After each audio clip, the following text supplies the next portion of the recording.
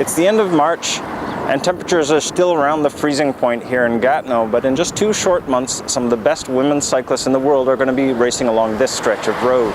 This is where the start-finish line is going to be set up for the second edition of the International Grand Prix Cycliste de Gatineau. Racing starts on Thursday, May 19th with the 19.6-kilometer Chrono Gatineau individual time trial, and that's followed on Saturday, May 21st with the 98-kilometer Grand Prix Cycliste de Gatineau road race.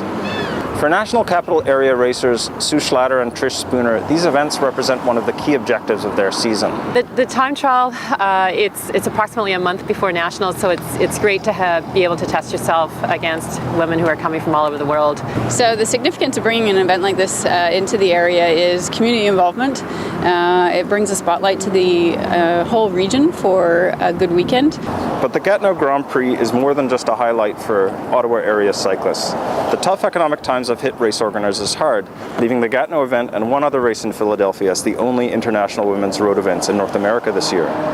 On the plus side, that means many of the world's best cyclists will be racing here, including the reigning world champion, Italian Giorgia Bronzini, and last year's winner, Joël Numainville. Being one of only 2 international events on the North American calendar gives us a bit of credibility, and we've been able to draw the big teams to come here.